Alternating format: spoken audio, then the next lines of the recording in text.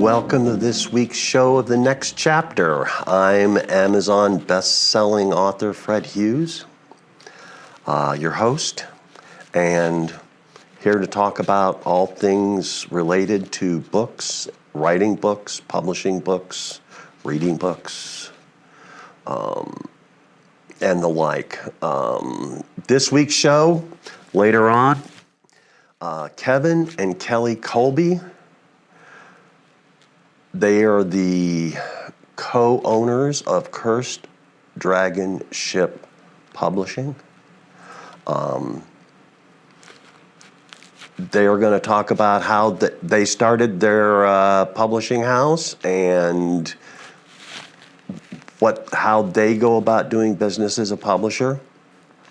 People who watched the show know that last week we had Chris Kennedy, who is the CEO of Chris Kennedy Publishing, as well as over the course of all the other people I've interviewed, we always touch on how they got into writing and who their publisher was, how they chose a publisher, and we've also talked about major trade publications, the major trade publishers, and how they do business, and how there are a lot of authors out there that have I guess it's like the golden ticket, you want to be published by one of the major trade houses, major publishing houses.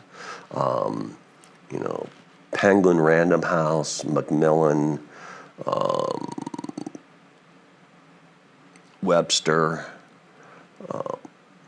Simon & Schuster, and how hard a process that can be. Chris Kennedy last week talked about how he basically started indie publishing because he had his first book and he sent out 70 inquiries to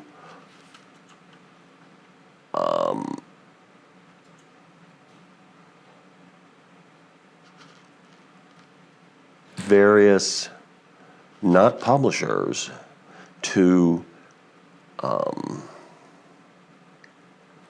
representatives, people who could get his book in front of a publisher, agents,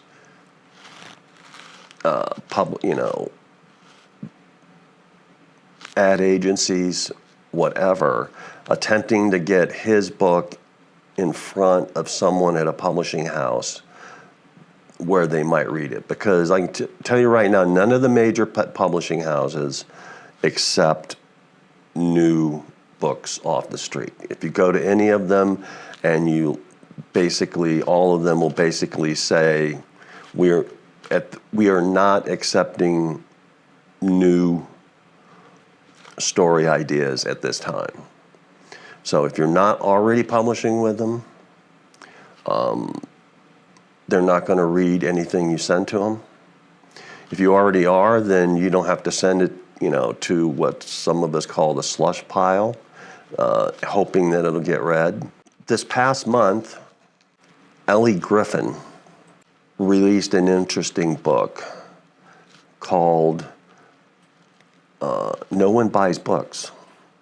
And it was about the proposed merger between Penguin Random House and Simon & Schuster that almost happened 2 years ago. And the Department of Justice, when the purchase was announced, immediately investigated and decided, this might border on violating antitrust laws, meaning one publisher might control too much of the market. So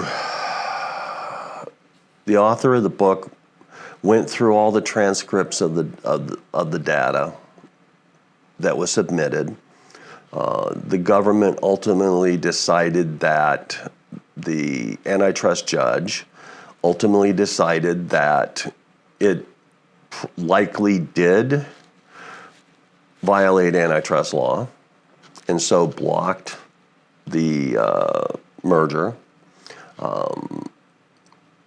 Penguin Random House decided, rather than fight that ruling, that they just dropped the matter. But there was some rather interesting discussions about how the big five publishers conduct business. Literally, only 10% of the books that a publisher, new books that one of the major publishers publishes will make money. And that's make money, not in the industry what we call payout. Payout means that the book earned enough money to cover all of its printing, all of its distribution, all of its editing, all of that, and also pay back any advances that the author was paid out ahead of time. So only 10% of the books pay out. And the major publishing houses are only, for the most part, only interested, you're either already a best-selling author, in which case they will gladly publish your book, or you're what they call a celebrity. You're a Britney Spears, you're a Michelle Obama, you're, name the politician or the rock star or the movie star, and the publisher is likely willing to give you a large amount of money up front to publish your book. And in some cases, even write it for you. They'll provide the ghostwriters to actually write the book for you, which is a sad occasion. And even then, there was a rather 75% of our acquisitions come from approaching celebrities, politicians, athletes, or celebrity adjacent, meaning they're friends of celebrities. That way we can control the content.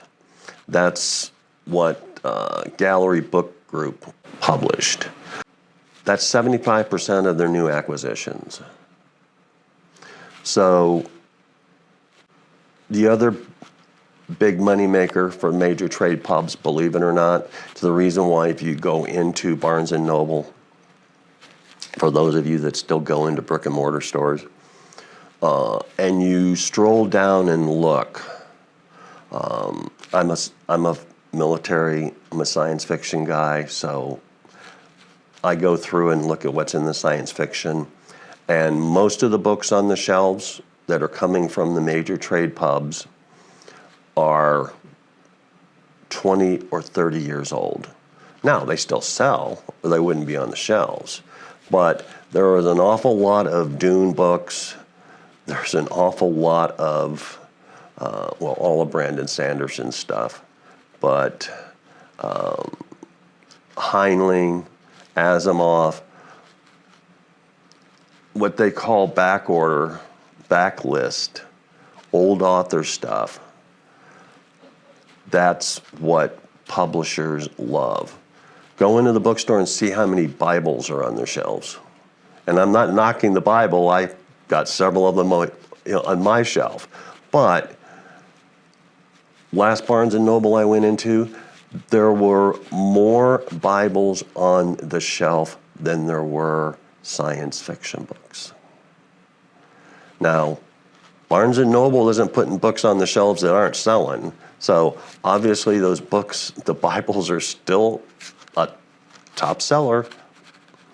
People, purchase them for a variety of reasons, but they still sell. Purpose of this whole discussion was what are the chances of you being able to convince a major trade publisher of picking up your book to sell? Things that make you go, Well, after the break, we're going to be talking to the Colbys about their publishing house. This is Fred Hughes and the next chapter.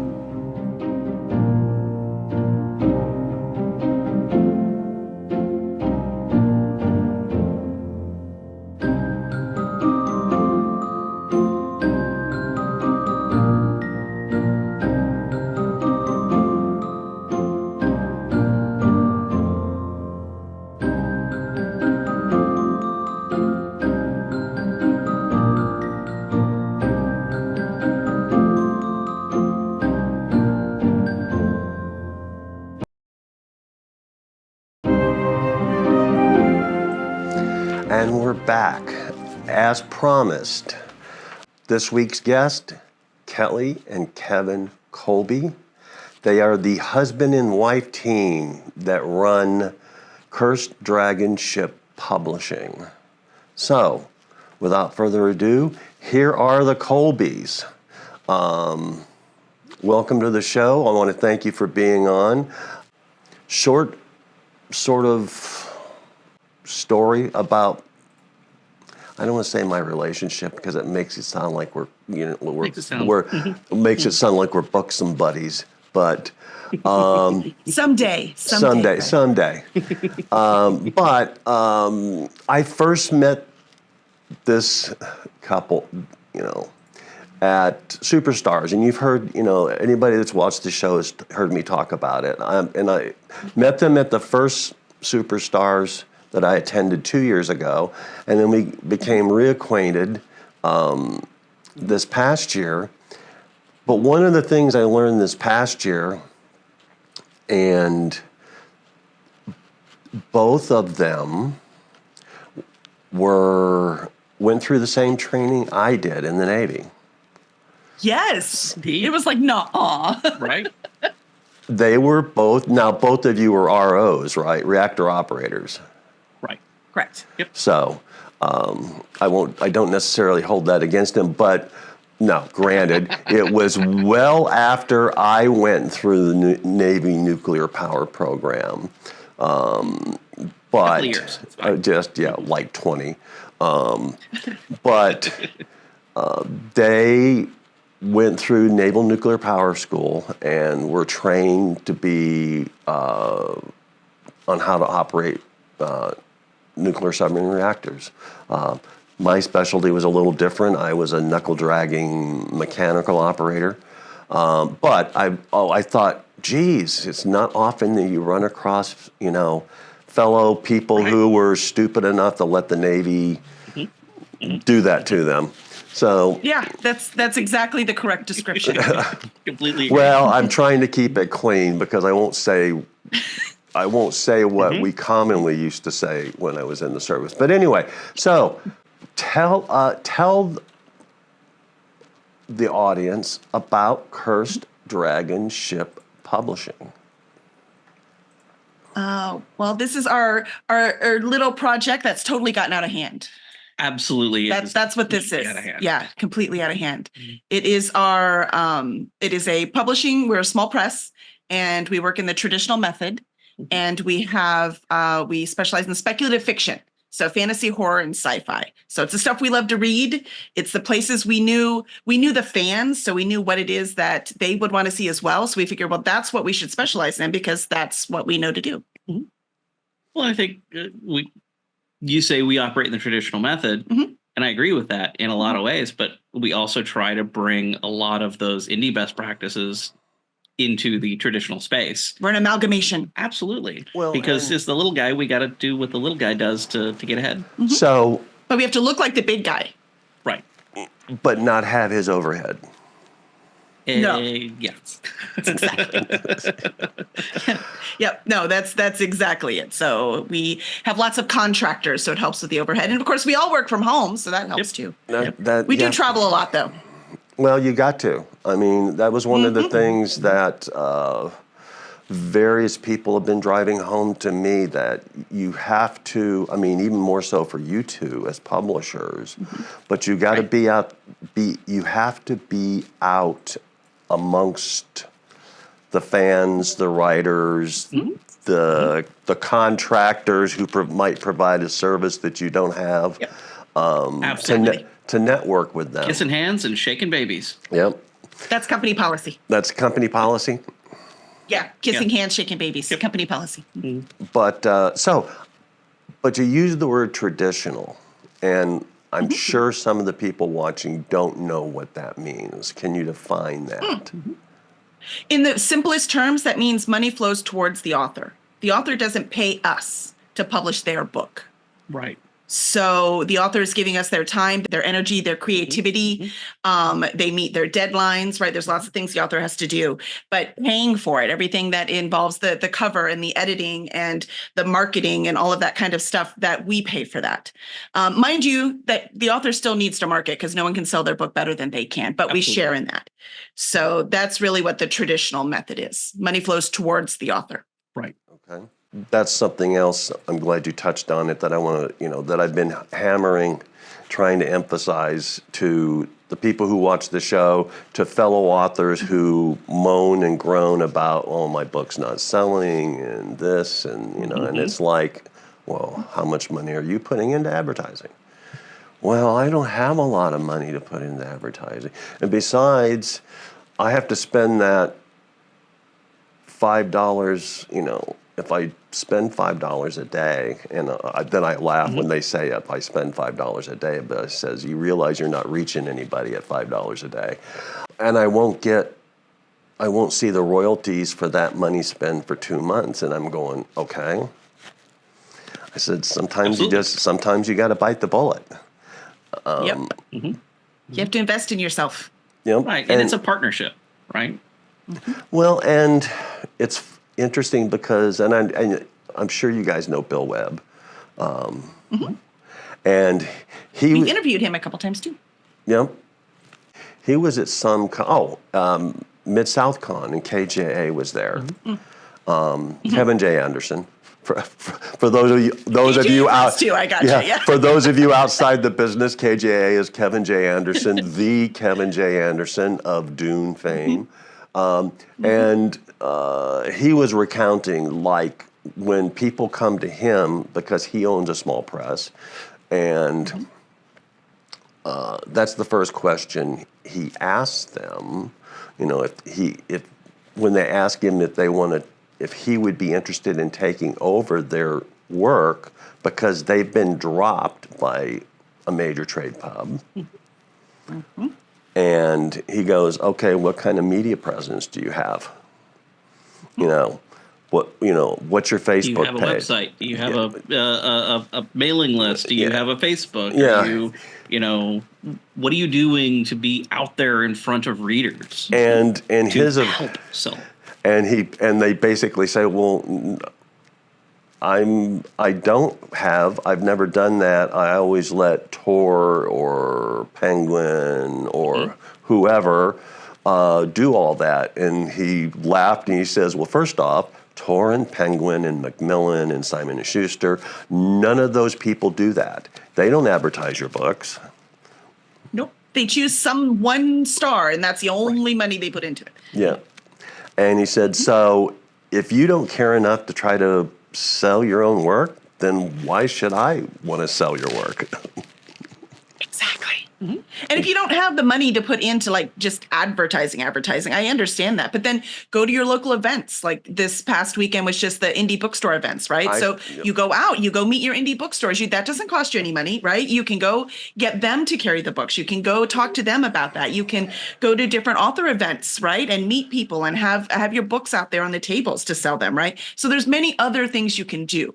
You have to have the presence. You have to have the newsletters. There are plenty of things you can do that don't cost you money. They do cost you time. But there are so many things that you can do. So most people don't really care about who the publisher is. No. We care. We look at it. We know publishers. We'll get to that in a minute. We'll be right back after we pay some bills. This is Fred Hughes in the next chapter.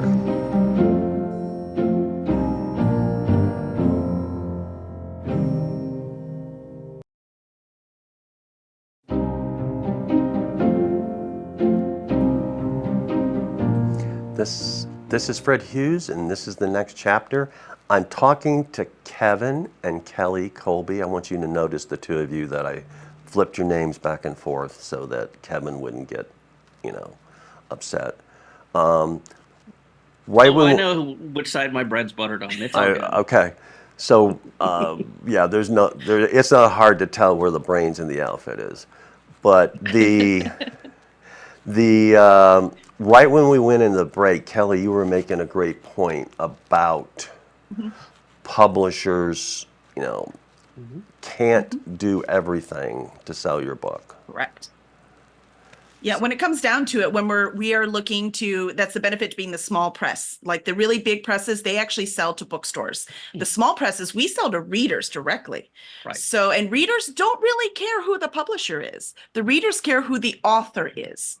So we will help you in every way we can. Good quality book. I'd let you know what you need to do when you're out there, but the author really needs to go out there and shake the hands of readers and get to know them and know their local community and local bookstores. So it's really important for the authors to get out there. It's amazing how many times at a convention we'll have a giant table full of books, or any event that we're at, giant table full of books, all of different genres with different names on them. And one of the first questions we get asked sometimes is, did you write all these? No, we didn't. We're a publisher. And, introducing them, some of them don't even really, they know what a publisher is, but they didn't have that. They didn't understand that a publisher might be out here selling books for their authors. Exactly. I mean, Yeah, so it's really cool. You're not going to find a one of the big five out at at Comic-Con. Your local farmers market. Yeah. Hawking their books. So what what is special about your publishing house, and what do you do better than what other publishers might do? We really, really concentrate on developmental editing. Right. So when people send us our books, or send us our books, when they send us their books, we actually go through a developmental editing phase. We do 2 rounds of it. So a lot of times we have new authors, or we have authors who have, indie published one series on their own, and they've never really worked with a professional editor, never really worked with a publishing company. And we really go through and developmental edit it. We found a lot of the publishers don't do that. They'll do really careful copy editing. They'll do the continuity editing to make sure things fit in worlds. They'll do all that kind of stuff. But to actually go through and make sure the characters make sense, to make sure there's no plot holes, to make sure the world actually works, we work really, really hard to do that. Make sure these authors aren't making beginner author mistakes, which are, we have found they are common amongst a large group of authors. I've done many of them myself. So one of the ways we really, really focus is that. And the other thing is, a lot of these small presses do the quick releases where they release every couple months. We are very traditional. It's usually 1 book a year per author. So our authors also need to be a little more patient, because it's going to take a little bit longer to get it done, but they're going to have a nice high quality book by the time we get there. And part of that is just, straddling that line between the things the big 5 do and the things that your high volume self-published author is doing, your indie authors there are doing. And you mentioned the developmental editing, and we've commented on this with various series, especially after having started the publishing company. You start to notice things a lot more. And we were talking about a series the other day. I don't remember what series it was, but you could tell that in the very beginning, the big 5 publisher had done the developmental editing. The book was tighter. The book, the writing was a little better. And you could tell as the series wore on, they said, why spend the money? We don't have to. People are going to buy it anyway. And they obviously stop the developmental editing. So that's why series get longer and longer when they're very successful. That's because they don't edit it anymore, but we do. We can't help it. Absolutely. So developmental editing, and I'll tell you right now, when you said that, I was going, maybe my next series I should reach out to you guys. Anyway, and I'm serious about you? that. Mhm. Although I don't know that I could deal with one book a year. Anyway, that's Well, we can do it faster. It's just Right. we can do it faster, but most of our authors cannot. oh, Do you see okay. that's what the trouble is with that? So we have, and every author can't write as quickly as a lot of the indies do, which by the way, I used to be like, you can't write quality books that fast. And yeah, I had to bite my tongue because I've seen lots of people that do. So there are people that do it just fine and make nice quality books very quickly, but a lot of us can't. A lot of us, our jobs are too consuming already or something, anything, our brains don't let us do it. There are lots of reasons so that there's still like one book a year is just how their brain works. So those people were being left behind, even though they were writing really, really good fiction. So we kind of have been gathering those people and getting their works out there. But doesn't that impact an author's branding though if they only have one book a year coming out? Yes. Yeah. Yeah. Yep. It does, but if you can't write any faster than that, then Well, no, what are you I gonna understand. I would rather write one quality book a year than do? Yep. two or three, crappy books. Exactly. Sure. But Yep. And yeah, it definitely impacts what you're going to see from a sales perspective. The indie practice of saying we're going to release 3 books rapid fire. Let's get them out as quick as we can, so that somebody finishes book 1, bam, they roll right into book 2, and we work with the hype on that, and they feed off of each other. It's a powerful marketing tool. It is a powerful marketing tool, but it's not the only way. And we've just been, a lot of the stuff that we have found has been writers that are juggling more, and they're not putting out, 3, 4 books a year.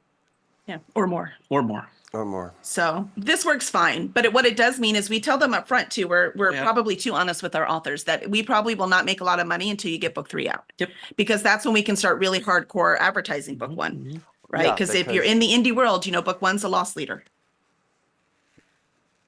So so we have to wait until book 3. So they know that Yeah, when they first sign with us. and that's a good point because your first book out is likely until you have more of, and is it more that you have to prove to fans that I'm serious about, yeah, it's okay to become serious about reading my books because I'm actually going to write them?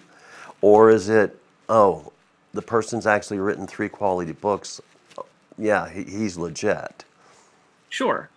A little of all the above. There are people that won't even start a series unless it's finished. Right. Right? Because but here's different. I read nice and casual. I read like 4 books at the same time, and it'll take me years to finish a series. This one eats them like candy. Right? Like he'll sit down and he'll just go through an entire series and he's very happy, and then he'll pick up the next one. Sure. So we're trying to appeal to all the different readers, and a reader like him is less likely to pick up book 1 if there isn't more, but I will be really excited about it and be just fine. So it just depends on the readers, and there are all readers out there. And so we're just trying to appeal to all of them. And the ones like him that we don't get yet, we'll get them. Yeah. We'll get them once, book 3 and 4 comes around and that series ends. So. So let's talk about covers. You guys have your own, because covers sell books. I mean, I'm a firm believer Yes, in they that. do. Absolutely. Yeah. So you guys have your, I guess, I don't want to say, obviously you don't have anybody on staff, but you have a handful of We have cover a artists. stable of cover artists that we use for various things. That she has found some great artists out there, and it's been really, really cool because you're absolutely right. The covers sell the books, and we really try to. We like when somebody is walking past our booth at an event, and they do the double take. They go, books, and then something catches their eye, and they come back. That really tells me that we're doing the right thing on the covers. Even people who don't read stare at our booth as they Right. go by, just because the art itself is so pretty. Yeah. And that's the plan, right? That's the Well- entire plan. Because we do all that don't judge a book by its cover thing, but we all do anyways. Absolutely. All of us, Well, even us that- avid readers who've been doing it since we could read. Well, that was like Because there's so many books to look at right now. How do you choose what you're going to read next?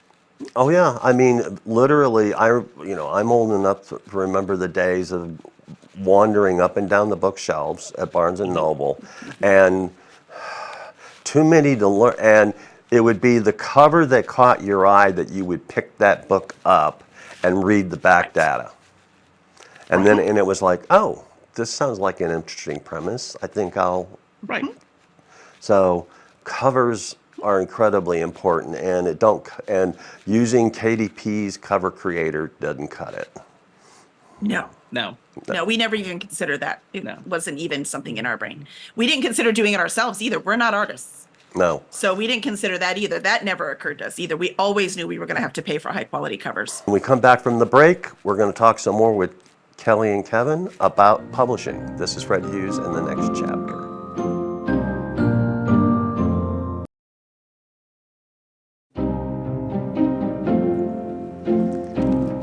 And we're back. This is Fred Hughes in the next chapter, and we're speaking with Kevin and Kelly Colby, publishers, friends.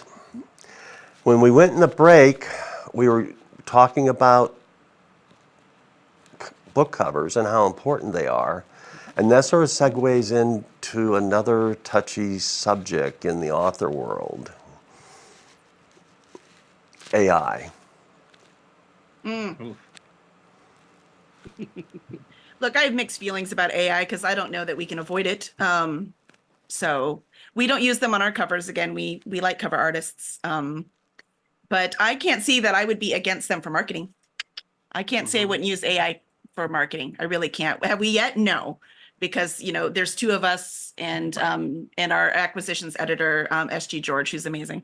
So it's really three of us running the company. So have I had time to really get to that AI? Yeah, no. No. But would we use it for covers? No, I won't even use it for character art. I still actually get artists to do that as well. I like the different flavor of using artists and their views and their talent and that's all a of that to that's get a great involved. So cover. we're not AI over here yet, but I will not say I'm morally against it. Okay, because I know that's a real hot topic depending on, and I don't think there's any middle ground in our industry. It's like you're either okay, I accept it, it's going to happen, or it's like It is going to happen. it is the Antichrist. It's going to be the downfall of civilization as we know it. Right. So Have you seen the memes though? They're like, we want AI to do our laundry and wash our dishes, not create our art. And I'm like, yes, can we do Yes. that? Who's going to argue with that? I'm on board for that one. So, what's up next for your publishing house? What's your next release? Because the next thing the house is doing is selling from our own website. So that's what we've been sales. working with. Yeah, we've been working Oh. with a new printer so that we can make that happen. So selling, what did you just call it? What did I just call it? Yeah. Direct. Sales. Thank you. We're directly selling from our website. Right. He is the tech guy. That's his job. See, he's got that. So we're working on direct sales as our next step and getting into bookstores. So we already have some bookstores signed up. And we are getting ready and eating cats.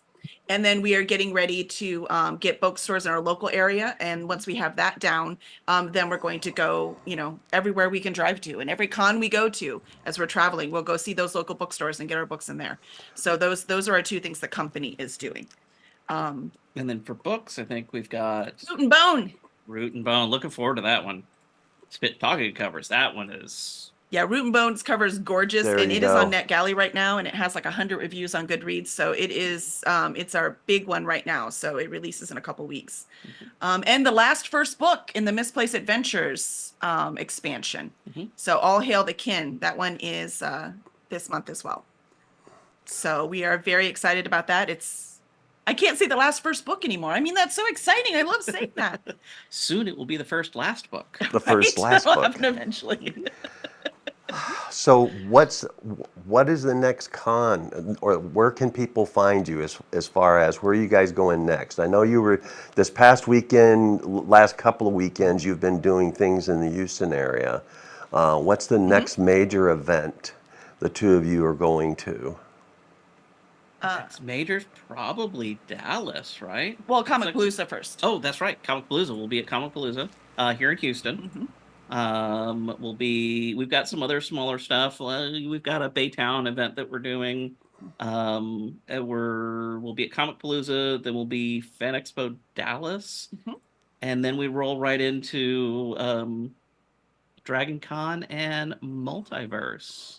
So Atlanta and Texas right now, back and Yeah, forth a pretty few much. times. Pretty much. Okay. And then obviously, I assume you guys are going to do Superstars this coming year again.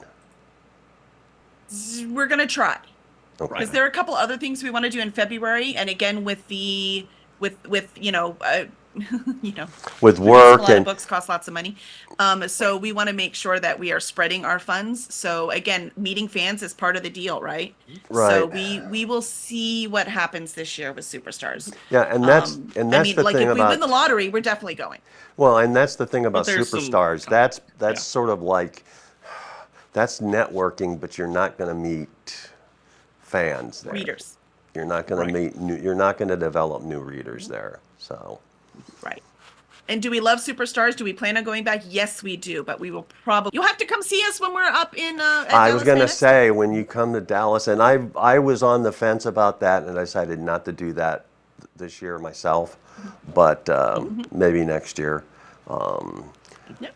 I should have, and I learned about Comicpalooza way too late to get in on that. Although, anyway, so. You know, we might be working on the writer's track, so I can send you the form to fill out for next year, and we could probably get you in and get those panels. Oh. So that's kind of why we're doing it. The writer's track is being reinvigorated, and we are so excited. Well, I noticed So, that they for had. Comicpalooza. I noticed that they managed to get Jim Butcher there. So.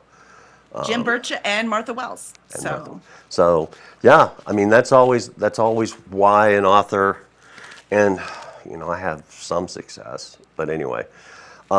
So you count. Just fill out the form. We'll get you in. all right. I mean, supposedly. I don't know who would do that. Hey, pull every string you can pull. That's right. Every You- string. every That's all string, we'll do. Kissing hands and every shaking babies. if it means one more book sale, that's what you have to Right. do. Right. That's why I do these shows.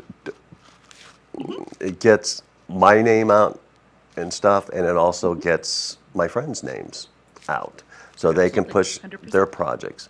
So, Comicpalooza, Dallas FanCon, Fan Expo, and then some other small stuff. Been Cursed Dragon Ship Publishing is the name of the publishing house. How can people get a hold of you? The easiest way is on Facebook or Instagram. We are Cursed Dragon Ship everywhere. We are, so Instagram and Facebook I spend the most time on. I do put videos up right before a convention on like TikTok and stuff because they're really fun.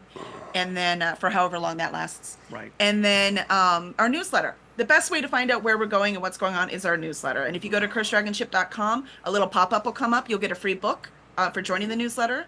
And the on the newsletter, we say not just where we're going to be as a company, but where all our authors are going.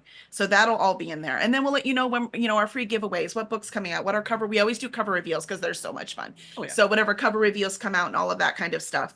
Cursed Dragon Ship Publishing. Reach out to them, see what they have. A lot of good stuff. That's it for this week's show. I'm Fred Hughes, and this is the next chapter.